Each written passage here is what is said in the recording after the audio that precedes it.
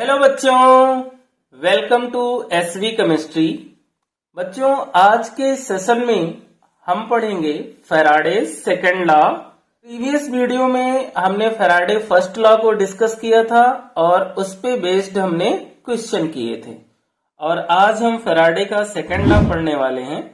तो सबसे पहले हम समझते हैं कि फैराडे सेकंड लॉ क्या होता है, तो इसको डिफाइन करते हैं। When the same quantity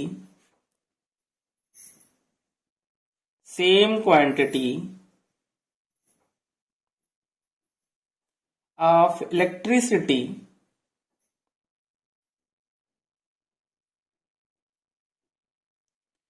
is passed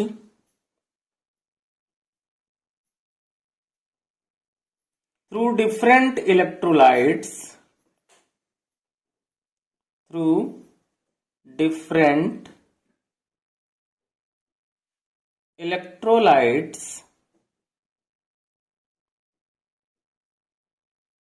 connected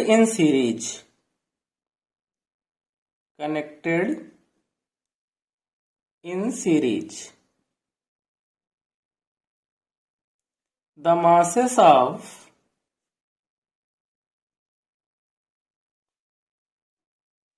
substances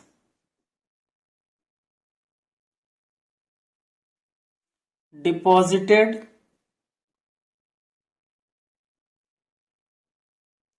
at the electrode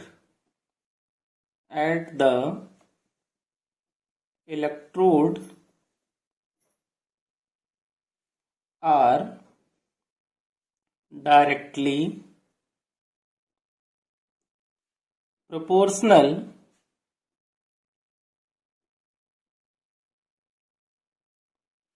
to their equivalent masses. That means कि अगर हम सेम क्वांटिटी की इलेक्ट्रिसिटी पास करें डिफरेंट इलेक्ट्रोलाइट्स में जो कि कनेक्टेड हों एक सीरीज में, तो जो मास ऑफ सब्सटेंसेस होगा, जो इलेक्ट्रोड पे डिपॉजिट होगा मास, वो डायरेक्टली प्रोपोर्शनल किसके होगा? टू देयर इक्विवेलेंट मासेस के। ये था बेटा हमारा Faraday second law. That means ये हुआ कि जो वेट ऑफ सब्सटेंसेस है वो डायरेक्टली प्रोपोर्शनल है किसके? इक्विवेलेंट मासेस के। ओके बेटा, अब यहाँ क्या है कि सीरीज में कनेक्टेड है। क्या सेल जो है वो सीरीज में कनेक्टेड है। तो सीरीज में कनेक्टेड है तो सपोज हम मान लेते हैं कि हमारे पास दो सेल हैं, तो फिर फर्स्ट के लिए क्या होगा कि W A directly proportional E A. Second के लिए क्या होगा? W B directly proportional E B. ये दो सेल हैं हमारे पास। प्रोपोर्शनलिटी का साइन हटाएंगे तो क्या होगा? W A equal to Z constant into E A. Equation number first बन गई। और डब्ल्यू बी इक्वल टू क्या हुआ? Z into equivalent mass of B. ये टू इक्वेशंस हमने बना ली। इतना क्लियर हो गया बेटा? अब हम क्या करेंगे कि इक्वेशन फर्स्ट को इक्वेशन सेकंड से हम डिवाइड कर देंगे। तो W A upon W B equal to होगा Z into equivalent mass of A upon Z into equivalent mass of B. Z से जेड क्या हुआ बेटा? कैंसिल हो गया। तो फॉर्मूला क्या बना? डब्ल्यू ए यानी weight of A upon weight of B equal to equivalent mass of A upon equivalent mass of B. ये बेटा हमारा क्या हुआ? फैराडे सेकंड लॉ का फॉर्मूला हो गया, जिस पर हम न्यूमेरिकल करते हैं। अब हम करते हैं बेटा फैराडे सेकंड लॉ पे बेस्ड क्वेश्चन। तो क्वेश्चन क्या है कि metal A atomic mass 57 and metal B atomic mass 108 form nitrates. Solution of these electrolytes are electrolyzed separately when same quantity of electricity. जहां पर सेम क्वांटिटी ऑफ इलेक्ट्रिसिटी की बात हो वहां पे बच्चों ये क्लियर हो जाता है कि फैराडे सेकंड लॉ अप्लाई होगा. When same quantity of electricity is passed 0.19 gram of A and 1.08 gram of B are deposited.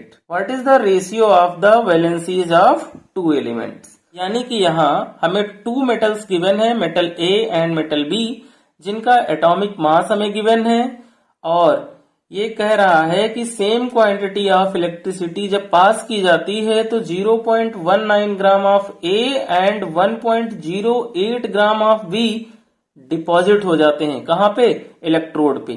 तो रेशियो बताना है हमें किसका? वैलेंसी का. किसकी वैलेंसी का? ए एंड बी का. तो सपोज बेटा, सपोज करो कि valency of A and B, valency of A and B हमारी क्या है? N1 and N2. ये हमने वैलेंसी मान ली इसकी. अब इक्विवेलेंट मास जो होगा हमारा ए का, वो क्या हो जाएगा? कितना है atomic mass? 57 upon N1.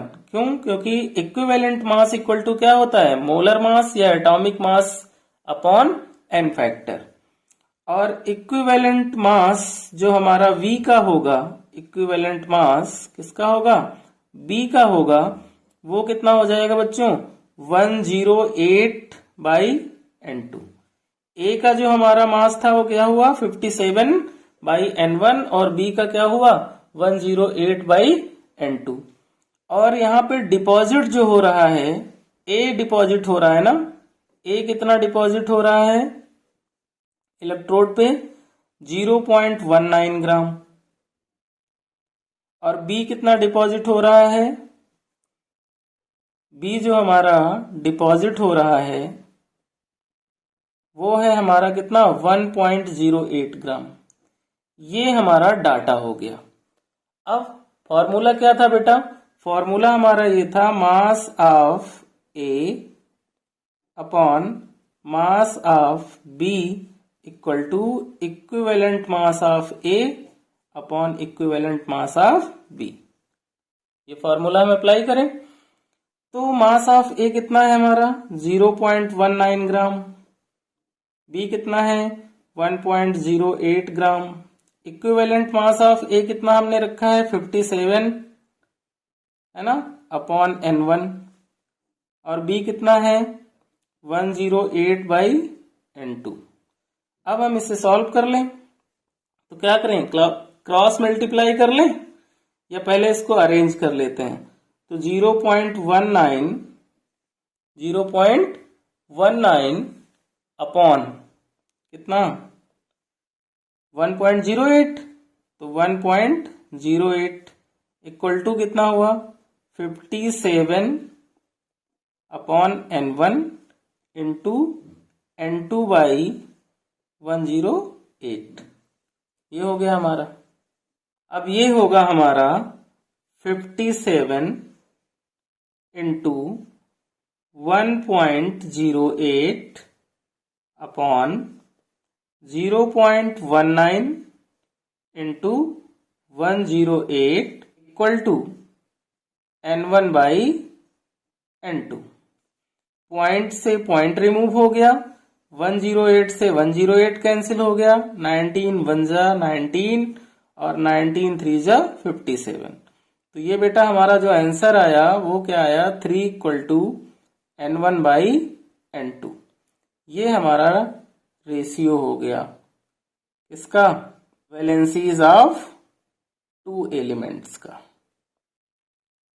Next question करते हैं बेटा. नेक्स्ट क्वेश्चन है the same current is passed through solution of AgNO3 and CuSO4 connected in series if the weight of G deposited is 1.08 gram. Calculate the weight of Cu. ठीक है, तो इस question को भी पढ़ने पे ये पता चला कि सेम करंट है ना, तो ये फैराडे सेकंड लॉ का है।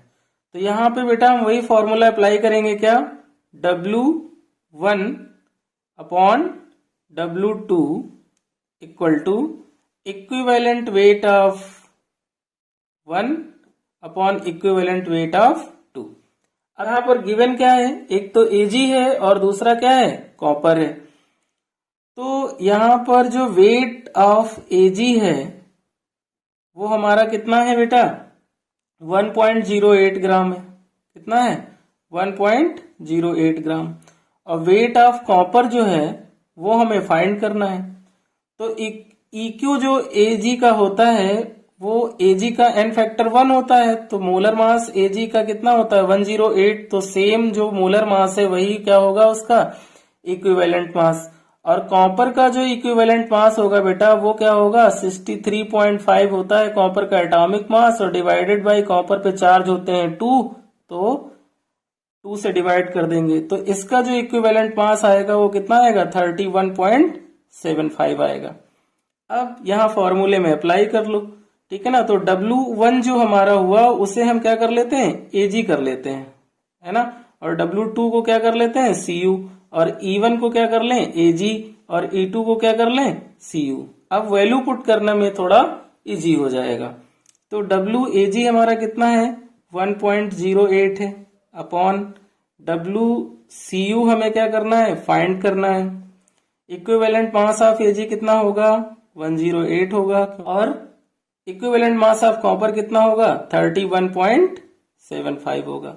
अब हम इजिली कैलकुलेट कर सकते हैं। तो W यानी weight of copper equal to क्या हो जाएगा, 1.08 इंटू 31.75 अपॉन कितना, 108। ठीक है, पॉइंट रिमूव किया, 2 0 यहाँ पे इंक्रीज हो गए, है ना। अब हम क्या करेंगे, 31.75 को जब 108 से मल्टीप्लाई करेंगे तो वैल्यू आएगी 3429। आप लोग कैलकुलेशन करना, अपॉन क्या हो जाएगा 10,800।